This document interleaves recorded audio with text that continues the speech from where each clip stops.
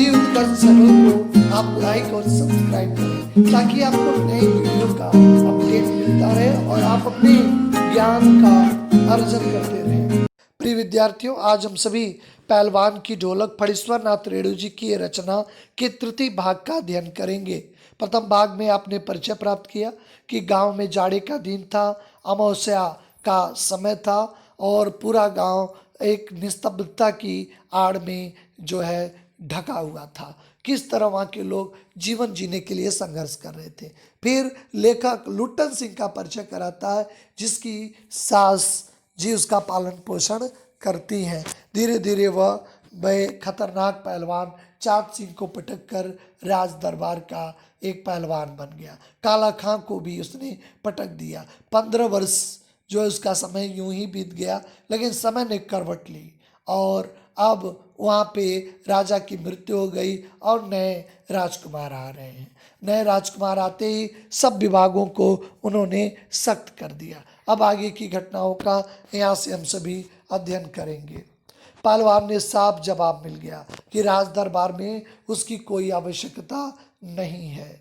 उसके गिड़गिड़ाने का भी मौका नहीं दिया गया कि वह 15 वर्ष से अपनी सेवा का दुहाई दे सके। उसे कोई भी मौका नहीं दिया। उस दिन वह ढोलक को कंधे पे लटकाकर अपने दोनों पुत्रों के साथ गांव लौट आया और वहीं पे रहने लगा। गांव के एक छोर पर गांव वालों ने एक झोपड़ी बांध दी थी। वहीं रहकर वह गांव के नौजवानों और चरवाहे को कुश्ती सिखाने लगा। खाने पीने का खर्च, चूंकि अब एक गुरु की भूमिका में था, अब उनके बच्चों को कुछ सिखाता था, तो ग्रामीण क्षेत्र के लोग हैं उसके खाने पीने का प्रबंध करने लगे। वह स्वयं ढोलक लेकर अपने शिष्य और पुत्रों को दांव पेश सिखा रहा था।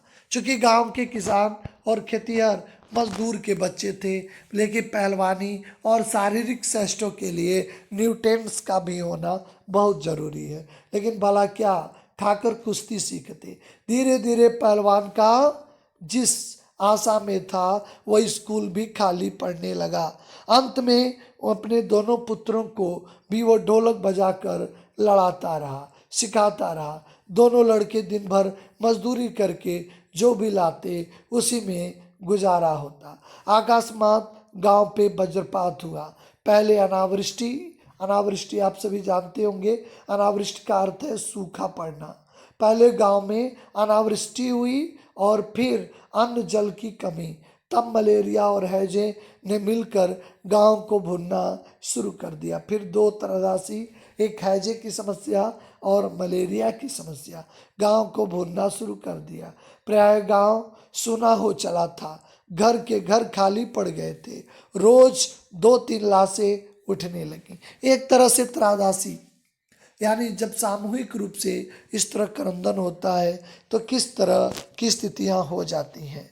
खलबली मची थी। दिन में तो लोग कलरव, हाहाकार तथा हृदय विदारक रुदन के बावजूद भी लोगों के चेहरे पे कुछ प्रभा दृष्टिगोचर होती थी। लेकिन शायद सूर्य के प्रकाश के में ही सूर्योदय होते ही लोग कांखते कूकते कराते अपने घरों से बाहर निकलकर अपने पड़ोसियों और आत्मीयतों को ढाढ़स बजाते। अरे क्या करेगी रोक कर दुल्हन।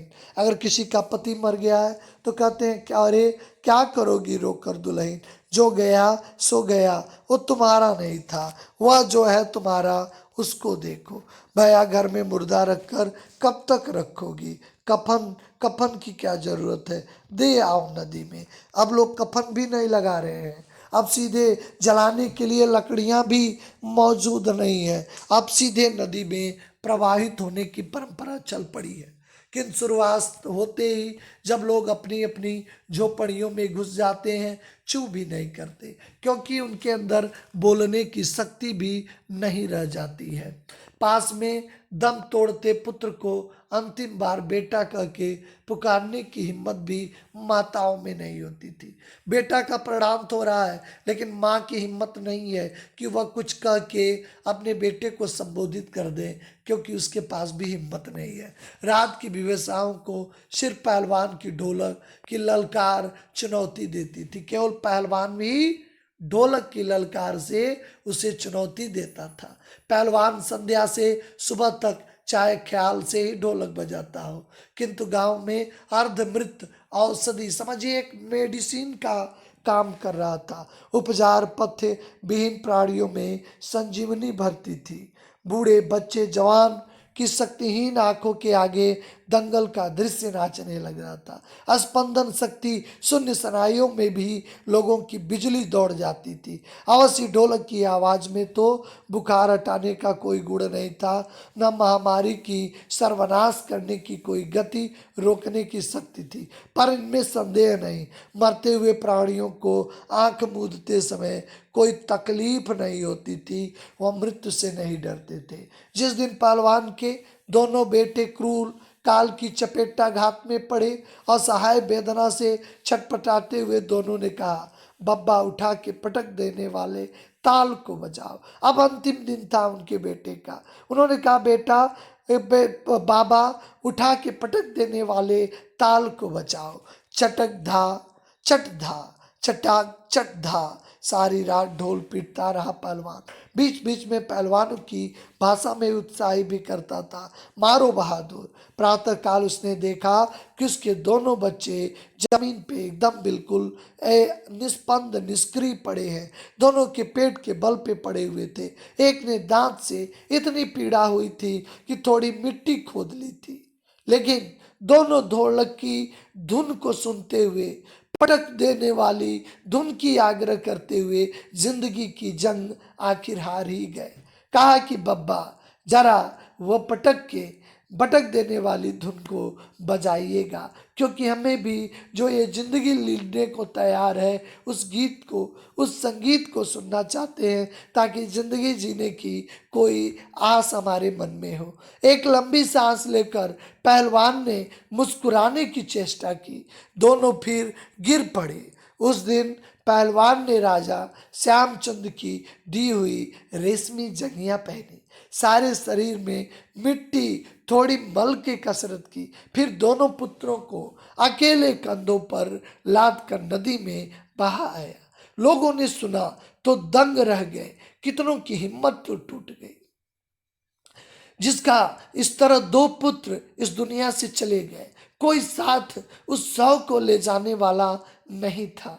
कितनी त्रादासी भरा वो पल था, कितनी भावुकता भरा ये पल है कि एक पिता अपने पुत्रों का सौदाह कर रहा है। इससे बड़ी विडंबना क्या हो सकती, क्योंकि राम राज्य में बिल्कुल ऐसा नहीं होता था कि किसी पिता के सामने उसकी पुत्र की मृत्यु हो जाए। राम राज्य, महात्मा गांधी ने भी राम राज्य की कल्पना की थी। उन्होंने कहा था कि भारत में राम राज्य लाएंगे, लेकिन देखा कि राम राज्य बड़ा कठिन है। उन्होंने विचार बदल दिया कि भारत में स्वराज्य लाएंगे। लेकिन आज भारत का राज्य किस तरफ जा रहा है, भारत की सांस्कृतिक धरोहरें किस तरफ जा रही हैं, भारत को किस तरह और भी सोचने की आवश्यकता है, आज भारत के विवश होता हुआ नजर आ रहा है।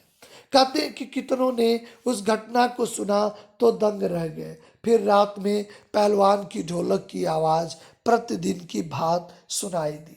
पहलवान जैसे रोज अपनी ढोलक बजाता है, उसी तरह वह अपनी ढोलक को सुनाने लगा। लोगों की हिम्मत दुगुनी बढ़ गई।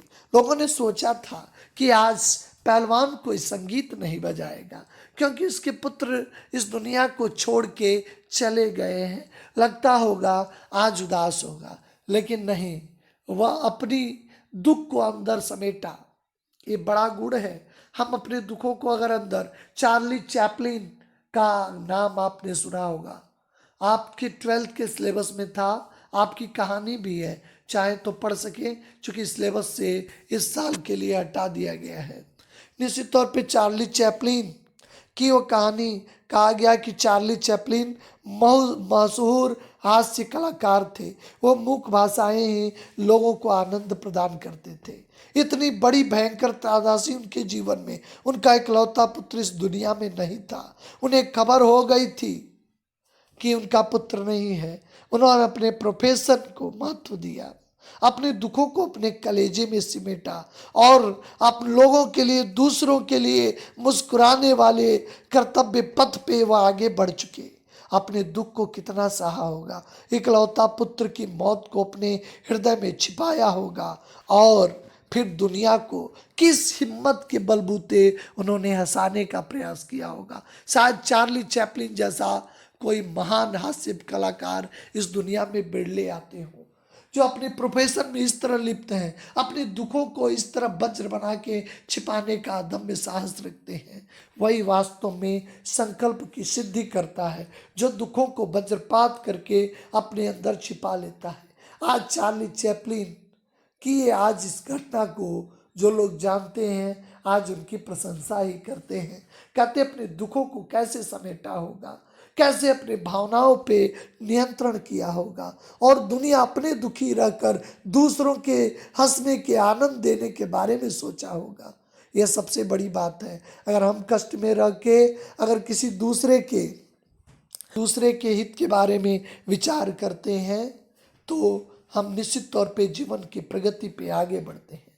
हमारे वेद की ऋचाएं भी करते हैं, सर्वे भवन्ति सुखना सर्वे सन्तु निरामया सर्वे भद्राणि पश्यन्तु दुख भाग भवेत। कहते हैं कि कहीं दुख का कोई भाग भवेत दिखाए, दुख का कोई भी भाग परिलक्षित नहीं होना चाहिए। हमारे वेद की ऋचाएं कहती हैं कि सभी की सुख की कामना करनी चाहिए। हमारे देश की संस्कृति भी रही है, लोग अतिथि को देवता मानते हैं, अतिथि देवो भव, और अपने सूखा खाकर दूसरे के बारे में सोचते हैं। कहते संतप्त पिता माताओं ने कहा दोनों पहलवान बेटे मर गए, पर पहलवान की हिम्मत देखो, 1.5 हाथ का कलेजा है, अपने दुखों को छिपाया है, लोगों को हिम्मत देने के लिए ढोलक बजा रहा है।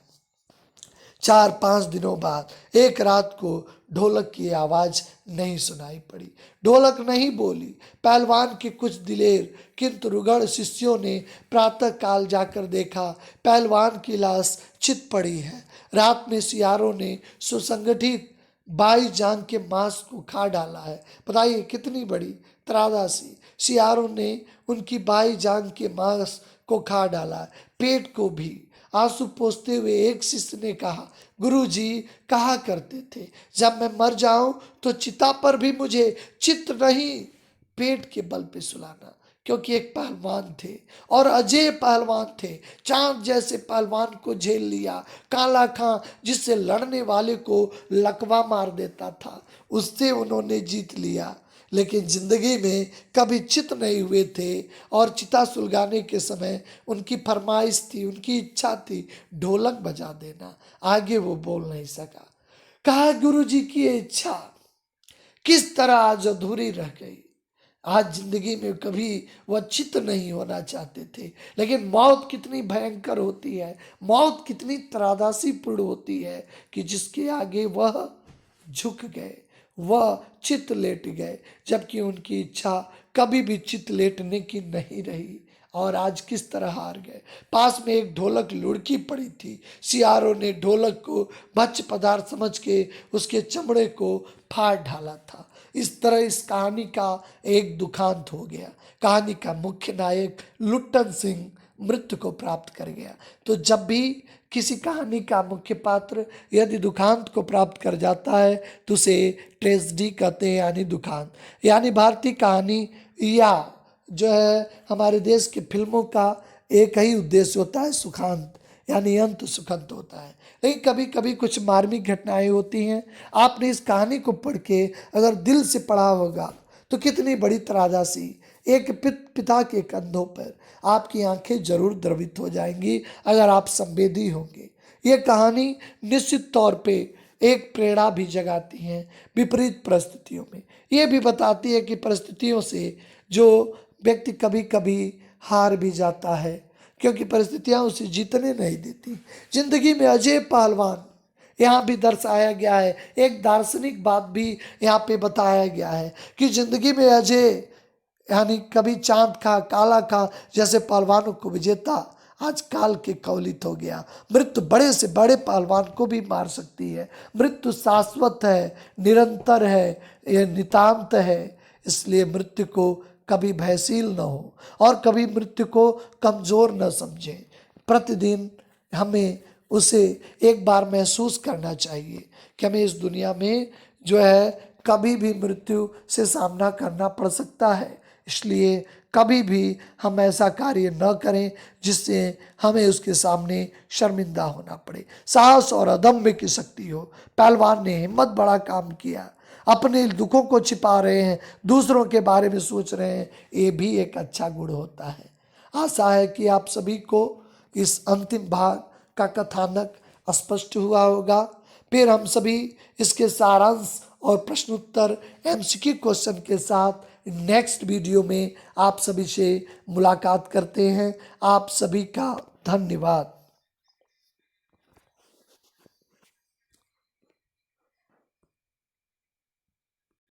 हिंदी उत्कर्ष चैनल को आप लाइक और सब्सक्राइब करें ताकि आपको नई वीडियो का अपडेट मिलता रहे और आप अपने ज्ञान का अर्जन करते रहें।